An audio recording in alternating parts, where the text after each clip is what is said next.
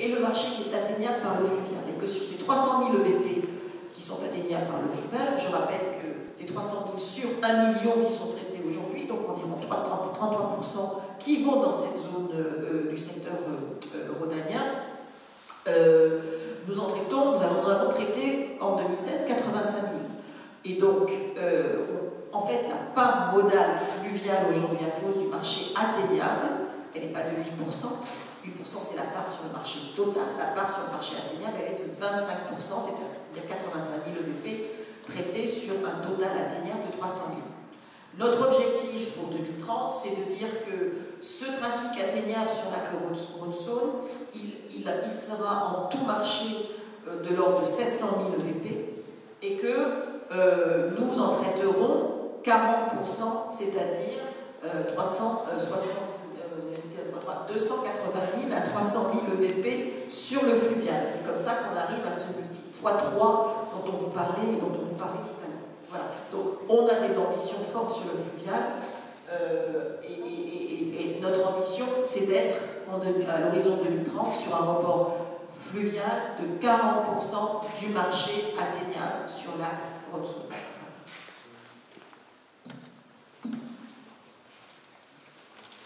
Alors maintenant on arrive sur une partie de la présentation pour vous donner des éléments en termes d'effets et d'enjeux en fin de compte des travaux sur les milieux, notamment sur les eaux de surface. Ces éléments-là sont des éléments bien connus qui ont été développés dans le cadre des instructions du projet FOS 2XL dans lequel s'inscrit le projet Rotule. Donc il s'agit en fait de rappeler que le projet Rotule, en fin de compte, est à une distance d'un peu plus de 4 km des zones conchilicoles qui existent dans l'Anscarto. Ce sont des zones importantes sur lesquelles on a besoin de faire extrêmement attention. Faire attention à ce que, dans le cadre des travaux, la matière en suspension, dans le cadre de la réalisation des travaux, ne viennent pas perturber en fait les moules qui sont en train d'être réalisés. Donc, c'est un élément important. Donc 4 km, c'est une grande distance. Mais le port va demander aux entreprises et va s'assurer que ces mesures sont bien mises en œuvre. On va mettre en œuvre ce qu'on appelle des rideaux anti-matière en suspension. Donc, à l'intérieur de ces rideaux, vous faites vos travaux. Et si vous avez des matières qui sont en suspension, ces matières en suspension, elles sont contenues par le rideau et elles ne passent pas à travers le rideau et derrière, elles ne se diffusent pas éventuellement vers des zones sensibles, par exemple les zones conchilicoles. Donc ça, vous avez les deux photos en bas à gauche, donc quand vous avez un rideau qui est déployé, puis à quoi ça ressemble un rideau. Vous avez une espèce de boudin gonflé qui permet de faire flotter le rideau.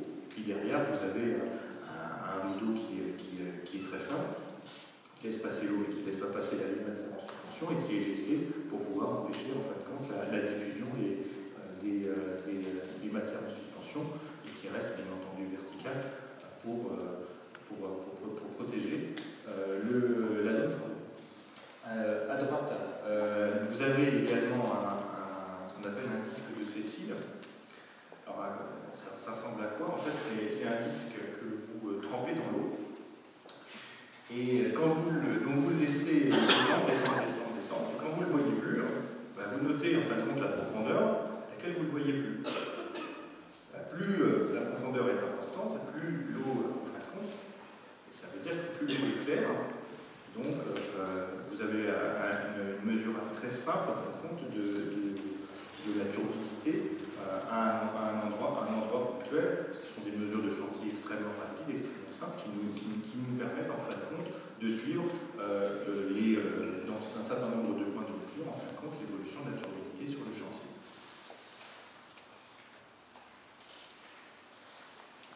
Un point important, c'est que donc ça c'était en phase travaux sur ce qu'on appelle les eaux de surface. Sur les phases travaux en en phase d'exploitation, vous avez ce qu'on appelle les eaux de ruissellement. Hier, quand on concevait un quai, quand on concevait un terre-plein, l'objectif c'était de se débarrasser de l'eau. Donc toutes les eaux étaient renvoyées directement vers la mer. Donc on avait tous les quais qui étaient orientés vers la mer. Aujourd'hui, ça ne marche plus du tout comme ça. Il y a la loi sur l'eau, il y a un code de l'environnement et qui demande à ce qu'on traite préalablement avant tout rejet dans le milieu les eaux de ruissellement, les eaux pluviales, parce que quand vous êtes sur un quai, vous allez peut-être avoir une tache d'huile, et cette tache d'huile, eh bien, elle ne doit pas aller sur l'eau, elle ne doit pas aller dans la mer, elle doit être préalablement récupérée dans un collecteur, et ensuite le projet donc, de la rotule, vous voyez le gros point rouge, le gros point doré de rouge, tout le réseau, en fait, quand toutes les eaux de ruissellement, qui sont à la fois sur le quai et à la fois sur les terre-pleins, vont être récupérés dans différents collecteurs qui ont déjà été réalisés dans le cadre du projet Fosse de Zixelles, qui vont ensuite faire l'objet d'un traitement et d'une décantation dans le bassin de décantation. Vous passez devant tous les jours, quand vous empruntez la route départementale 268, c'est ce grand bassin qui a été réalisé. Et avant, bien entendu, que les eaux qui sont bien entendu contrôlées soient envoyées dans la Darse 2 avec un débit qui est maîtrisé. Donc ça c'est pour bien entendu, ça c'est pour maîtriser en fin de compte la qualité des eaux de ruissellement. C'est essentiel aujourd'hui dans nos projets, dans tous nos projets d'aménagement, et on y fait extrêmement attention, ce qui veut dire derrière qu'il faut les entretenir, et tout ça, bien entendu, c'est des sujets sur lesquels le port s'investit tous les jours. Un point important en phase d'exploitation, on voulait quand même vous donner des éléments en termes de bruit. Dès lors qu'on fait un projet industriel, dès lors qu'on réalise un chantier, dès lors qu'on voit de l'activité économique se développer, ça veut dire que derrière il va y avoir un peu plus de circulation, ça veut dire que derrière il va y avoir un peu plus de trafic, donc par conséquent il y aura un peu plus de bruit. On le dit, on ne le cache pas, ce sont des éléments que vous connaissez déjà, qui ont déjà été présentés dans le cadre du projet de Zixelles. Donc vous voyez la rotule est quasiment au milieu des terminaux.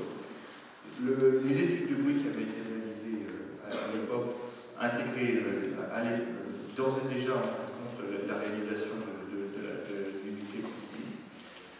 Vous avez donc une échelle en termes de niveau sonore plus sévère, moins il y a de bruit, plus ça va vers le rouge et le magenta, voire le bleu foncé, plus le niveau sonore est élevé.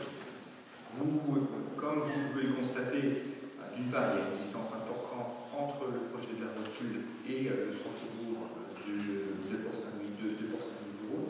Et la deuxième chose, c'est que les niveaux sonores, dans le cadre de la modélisation qui a été réalisée, sont contenus au niveau des axes de circulation, que ce soit sur les axes routiers ou le faisceau ferroviaire, le faisceau oblique. Donc on n'anticipe pas d'augmentation de bruit particulière en termes de niveau sonore, ni en termes d'émergence sonore. Ça, c'est le message que je voulais vous faire passer. Je vous remercie de votre attention et bien entendu, on est ouvert à toutes les questions.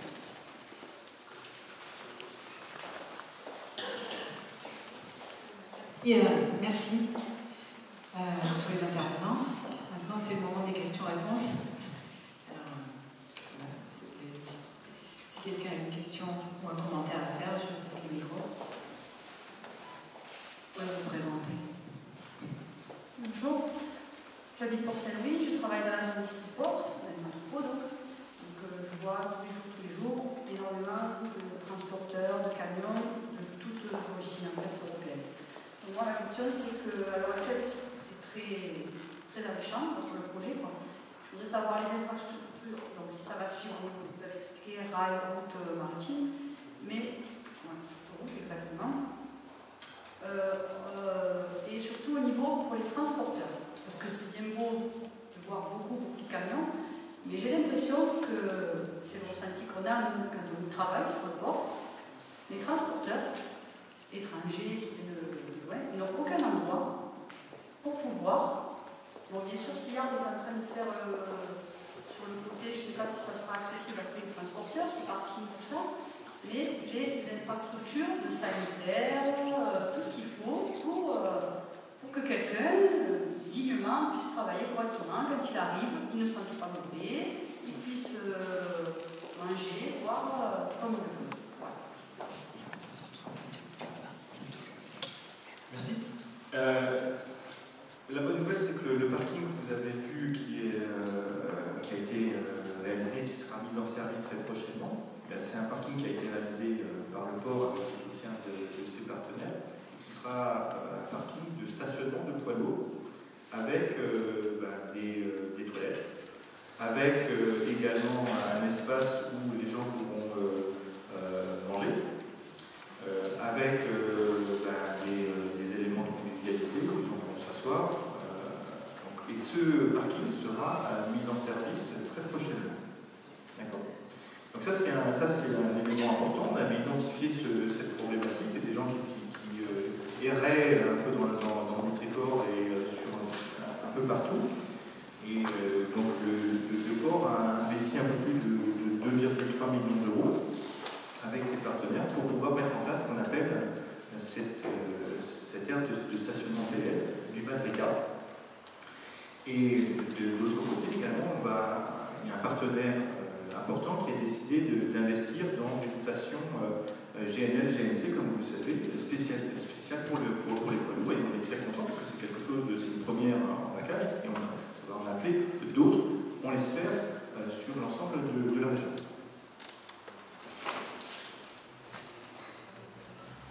Alors ça c'est la première partie, donc on va la mettre en service on va dire très prochainement, dans les prochaines semaines, dans toutes les prochaines semaines. Madame Cabot me relance régulièrement pour me dire quand est-ce qu'on la met en service, très prochainement. Donc ça c'est la première étape. Et la deuxième étape, on va également développer une aire de service au niveau de la fossette spécialisée pour les poids lourds. Là, on imagine une aire de lavage, on imagine une station de carburant, on imagine peut-être un restaurant, on imagine un certain nombre d'aménités, de services offerts aux transporteurs et tous ceux qui voudront venir sur cette aire de service. Donc le port lancera dans un calendrier, on espère pas trop éloigné, un appel à projet pour pouvoir développer cette aire de service poids lourd dans les prochaines années. Donc ça c'est vraiment pour pouvoir accompagner aussi la vie des transporteurs et la vie des gens qui sont parce qu'après sinon. Merci M. Poubel.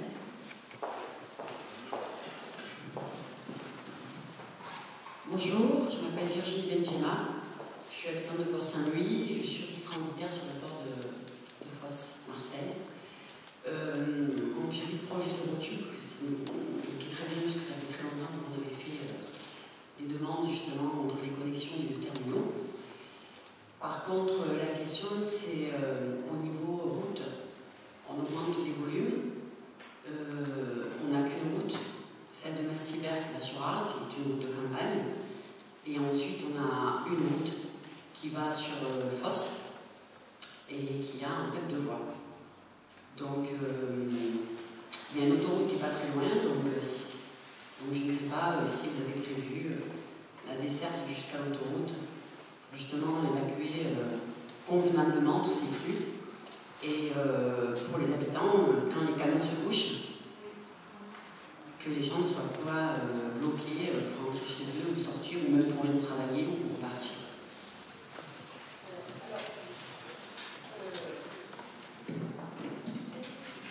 D'abord, M. Poubel vous a présenté tout à l'heure qu'on a travaillé sur la déviation poids lourd à l'intérieur des routes portuaires qui, là aussi, est quelque chose qui a été réalisé par le sous-maîtrise d'ouvrage du port et qui sera mis en service, qui a été mis en service. Donc ça, c'est un premier pas et qui est la sous-maîtrise d'ouvrage du port. Ce que vous appelez de vos voeux, c'est un sujet que nous portons nous aussi, mais qui ne concerne pas uniquement le port, qui est un sujet qui concerne l'État, qui est un sujet qui concerne nos partenaires institutionnels. Et donc, effectivement, il y a des projets de déviation de fosses salons, il y a des projets de contournement qui sont aujourd'hui, certains aujourd'hui déjà inscrits dans le CPER, d'autres qui devront être inscrits un peu plus tard, mais soyez assurés qu'en ce qui nous concerne, nous portons, nous aussi, cette nécessité de travailler avec l'État et avec les partenaires institutionnels sur ces questions routières qui vont devenir effectivement extrêmement prégnantes. Donc le sujet est sur la table, le sujet est débattu avec l'État et j'espère qu'on aura rapidement des actions. Mais ces projets-là sont quand même des projets qui sont maintenant relativement avancés et qui demandent un certain nombre de mises en place au niveau du financement, parce que c'est toujours le même problème. Mais en tout cas, en ce qui concerne le GPFM, ça fait partie des choses qui sont, pour nous, qui font partie du développement. Tout à l'heure, j'ai dit la rotule, c'est nécessaire, mais ce n'est pas suffisant. Nous, on fait notre travail en matière de desserte, notamment ferroviaire, pour aménager les zones fluviales, pour travailler sur ce qui est de notre ressort en matière de route portuaire. Et puis, on a engagé un dialogue extrêmement constructif et animé avec les partenaires institutionnels et l'État pour avancer sur ces problématiques qui sont connues et sur lesquelles les sujets avancent. Voilà. Merci Madame Cabot. Est-ce qu'il y a d'autres questions, des réactions?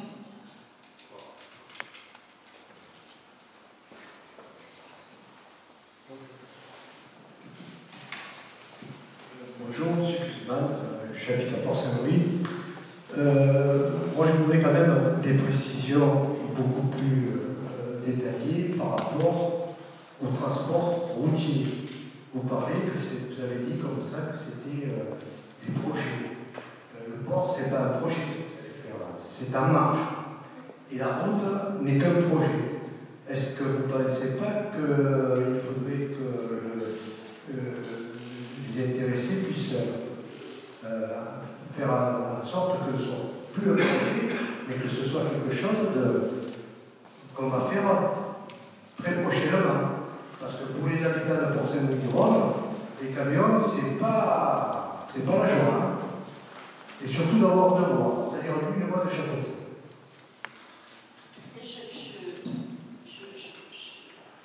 Ce que je peux vous dire aujourd'hui, c'est que on est au stade un peu plus avancé que du projet. C'est pas une volonté diffuse, c'est une programmation avec une estimation de coût, avec certains projets de route de développement qui sont inscrits au CPER. Donc c'est un petit peu plus précis que ça. Ce que je voulais juste vous dire, c'est qu'aujourd'hui, ce n'est pas uniquement du ressort du Grand Port Maritime de Marseille, et donc ce sont des discussions qui se tiennent au niveau du contrat de plan État-région, avec l'État, avec la région, avec le département, dans un schéma de mobilité métropolitaine qui est aujourd'hui à l'agenda de cette métropole et d'y travailler. Donc c'est plus qu'un projet. Maintenant, aujourd'hui, ça ne fait pas partie de l'ensemble qu'on vient vous présenter aujourd'hui en matière de gestion sous maîtrise d'œuvre du Grand Port Maritime de Marseille. Mais l'agenda de la mobilité et l'agenda de cette organisation routière, à la fois pour les marchandises, mais aussi pour les personnes de ce territoire, est un sujet qui est porté à l'agenda métropolitain. Peut-être, monsieur le maire, vous voulez en dire un mot? Bien entendu, mais il n'est pas étonnant que les administrés de la ville de Port-Saint-Louis soient immédiatement réactifs sur cette idée qui est présentée ici, de voir l'activité à conteneur se développer. Ça signifie immédiatement pour eux, mais je ne cesse de le préciser chaque fois que nous avons en parlé dans les instances, une augmentation du trafic, et que même si on affiche ici des objectifs en termes de report modal, que ce soit sur le fluvial et sur le ferroviaire, ferroviaire, on parle de pourcentage, mais c'est que quoi qu'il en soit, le trafic routier va lui aussi augmenter.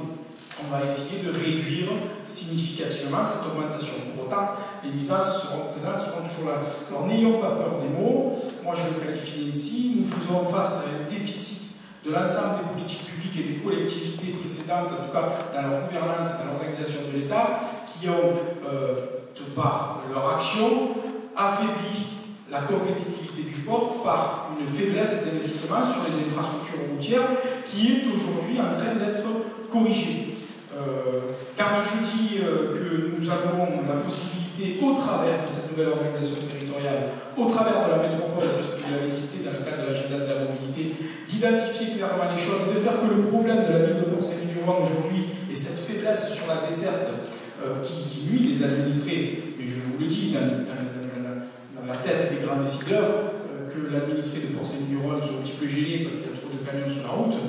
Ça, c'est pas quelque chose qui va immédiatement l'alerter. Ce qui va l'alerter, c'est comment on va améliorer la compétitivité de l'outil que nous avons fabuleux et qui doit faire de même la richesse et les principaux leviers de développement économique de la métropole. Aujourd'hui, entre guillemets, les Marseillais, entre guillemets, les gens extérieurs touchent du doigt, finalement, plus proche de leurs préoccupations, qu'il y a vraiment quelque chose à faire.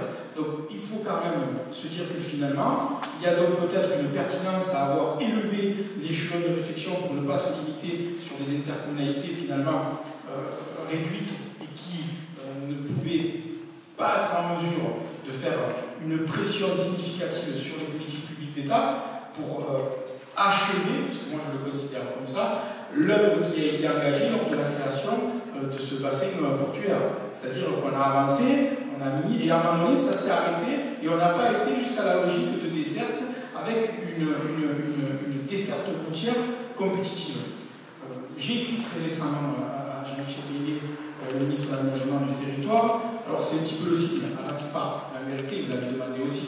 Il m'a dit, il y a quelque chose que je pourrais faire encore et tout. Alors je lui ai dit, ce serait bien qu'il ouvre au travers des services pour que ça soit relayé, cette nécessité de vraiment avancer sur cette question. Quand je suis en contact avec les professionnels du Distriport, il y a aussi la nécessité de créer un second accès pour cette zone.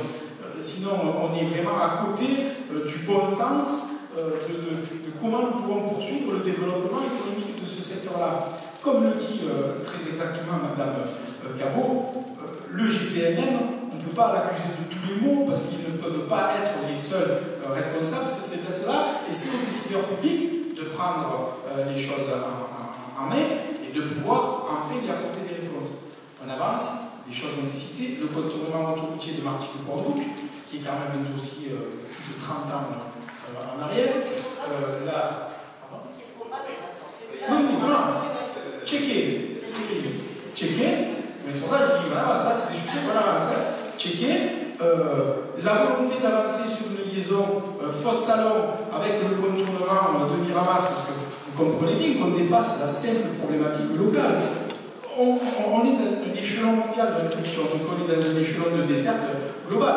On a avancé sur le contournement de Miramas, donc pour ceux qui viennent et qui empruntent cette voie-là, c'est checké. L'idée d'avancer aussi sur une liaison Fosse-Salon qui va nous amener directement au plus proche de la porte de la zone portuaire. Mais aujourd'hui, nous attendons clairement, mais le département ici est engagé, on échangera avec la présidente du département, c'est un dossier qui est en cours, c'est-à-dire aboutir ce qui finalement a été précédemment engagé, la mise en œuvre de loi de la route départementale qui nous sépare, l'aménagement des travaux sur le rond-point de la Fossette, et puis c'est vrai qu'il faudra pousser la réflexion plus loin pour arriver sur la deuxième desserte de la zone pour Distriport, et peut-être imaginer des ronds-points un petit peu plus stratégiquement organisés pour éviter que souvent les camions se retournent, puisque nous le constatons, nous sommes souvent confrontés au renversement d'un camion. Et maintenant, on en fait une affaire personnelle pour le maire de Port-Saint-Louis, quand j'en discute avec les décideurs publics, ça commence un petit peu à m'inquiéter de voir ma ville assaillie par un trafic de camions qui, parce qu'on ne peut plus passer par le seul accès et la seule route qu'il y a au nord de ma ville, emprunte cette route départementale qui mène à Arles, qui n'est pas du tout foutue pour ceux qui changent de trafic, qui traverse le centre-ville pour remonter vers la zone portuaire. Donc on est dans une complexité, sauf qu'aujourd'hui, et c'est pour ça que je défends fortement cette ambition métropolitaine, on est plus armé faire toucher du doigt ces priorités. Elles sont clairement identifiées, les choses avancent, et je sais que Mme Cabot, elle prend souvent le temps de le dire. Regardons aussi les points sur lesquels nous avons avancé. On sait que c'est jamais assez. On peut, de manière très délicate, pas faire mieux aussi dans la temporalité lorsqu'il s'agit d'investissements massifs et d'investissements publics comme ça. Je crois qu'on est dans la bonne voie. Je crois qu'on est surtout dans une volonté collective, dans la difficulté du contexte économique mondial, de jouer ensemble, tous les opérateurs privés, les porteurs de projets publics et les collectivités, de jouer gagnant-gagnant pour faire aujourd'hui les bons choix. Mais soyons conscients que nous subissons aujourd'hui un déficit créé par les politiques publiques menées précédemment. Donc c'est comme ça que ça s'appelle. Nous avons été mauvais, soyons meilleurs.